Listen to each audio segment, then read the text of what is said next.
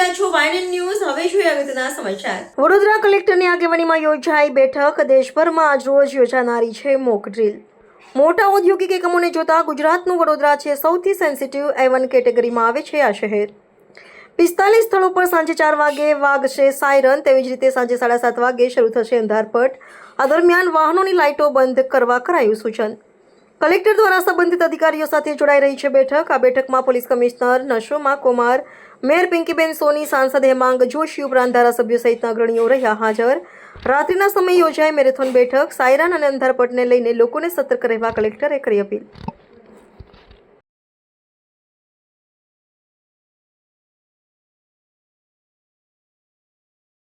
Mobile ચાલુ છે આપણો રિંગ વાગે છે રિંગ સર આવતીકાલે ઉભા રહેજો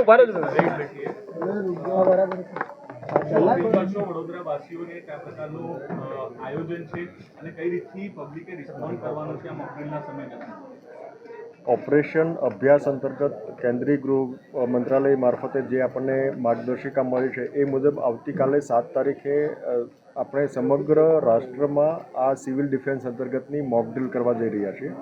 એમના અંતર્ગત આપણા વડોદરા સિટી અને ગ્રામ્ય વિસ્તાર બંનેની અંદર મોકડ્રીલ કરીએ છીએ. વિશેષ કરીને વડોદરા એ કેટેગરી 1 ડિસ્ટ્રિક્ટ છે, જેથી કરીને આપણે વિશેષ આની તકેદારી રાખીને તમામ નાગરિકોમાં ભાગીદાર થાય અગત્યનું છે.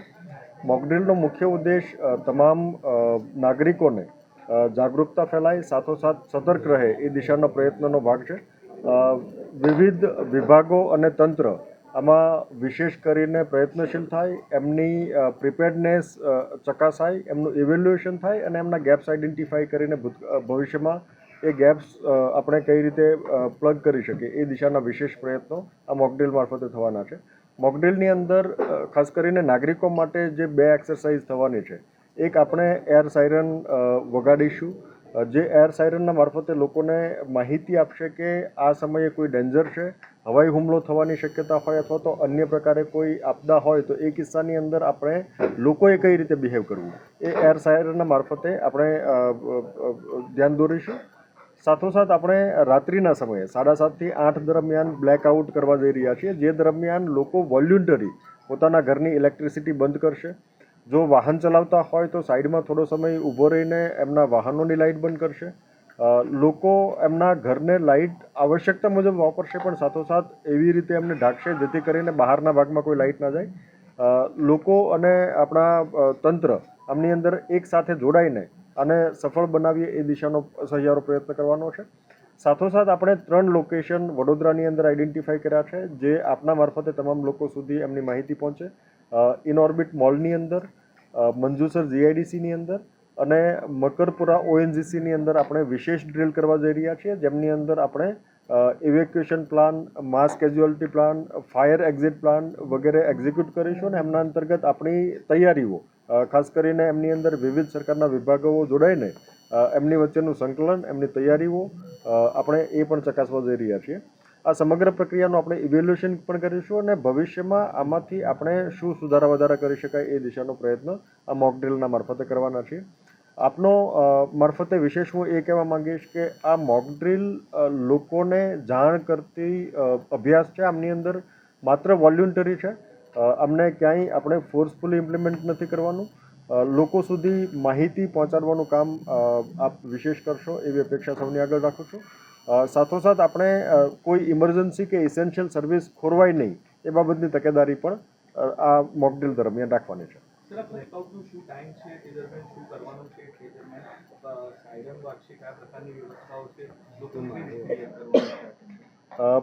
સમગ્ર વડોદરા ડિસ્ટ્રિક્ટ માટે બ્લેકઆઉટનો ટાઈમ 7:30 થી 8 દરમિયાનનો છે, જે દરમિયાન આપણે ઘર, આપણા વાણિજ્યિક એકમો, આપણા અન્ય એકમોની લાઇટ્સ આ સમય દરમિયાન ઓફ કરીશું, અથવા તો એમને ઓછી કઈ રીતે ચલાવી શકાય, માત્ર જરૂરિયાત પૂરતું ચલાવીને પણ બહારના ભાગમાં પ્રકાશ ના થાય એ બાબતે આપણે તકેદારી રાખીને બ્લેકઆઉટ કરીશું. બ્લેકઆઉટ દરમિયાન જે ઇસેન્શિયલ સર્વિસીસ હોય એ ચાલુ રાખવાની છે, એ ડિસ્ટર્બ ના થાય એ તકેદારી રાખવાની છે. સાથોસાથ સ્વયંભૂ રીતે લોકો તૈયાર થઈને કરવાના છે. સમગ્ર શહેર બિલકુલ બંધ થઈ જાય એવી અપેક્ષા નથી, પણ સાથોસાથ વોલ્યુન્ટરી મહત્તમ લોકો આ બ્લેકઆઉટમાં જોડાય એવી અપેક્ષા તમામ આગળ રાખીએ છીએ. વોલ્યુન્ટરી છે, આમની અંદર લોકો પોતે જ ડિસાઇડ કરી શકશે, પણ ઇસેન્શિયલ અને ઇમરજન્સી પ્રકારની તમામ સર્વિસીસ આમની અંદર આપણે એક્ઝેમ્પ્ટ રાખવાના છીએ. સર, ઔદ્યોગિક વસાહતો એ કેવી રીતે આમાં રહેશે? વિશેષ કરીને જે વાઇટલ ઇન્સ્ટોલેશન્સ આપણા જિલ્લાની અંદર આવ્યા છે એમની અંદર ઇનહાઉસ ડ્રીલ ત્યાં થવાની છે. ઔદ્યોગિક ગૃહો પણ આમની અંદર સાયરનની અંદર જ્યારે એર સાયરન વાગે ત્યારે જોડાય અને સાથોસાથ બ્લેકઆઉટની પ્રક્રિયા દરમિયાન જોડાય. એ તમામને લાગુ પડે છે, એટલે એ રહેણાંક વિસ્તાર હોય, વાણિજ્યિક વિસ્તાર હોય, ઔદ્યોગિક વિસ્તાર હોય, તમામ વિસ્તારની અંદર આ સમાન પ્રકારે આ ડ્રીલની અંદર ભાગીદાર થવાના છે. સર, જે એર જે સાયરન વાગશે તો એ કયા પ્રકારનું આપણે ડિસાઇડ કર્યું છે પ્લેસીસ કે ત્યાંથી વાગશે?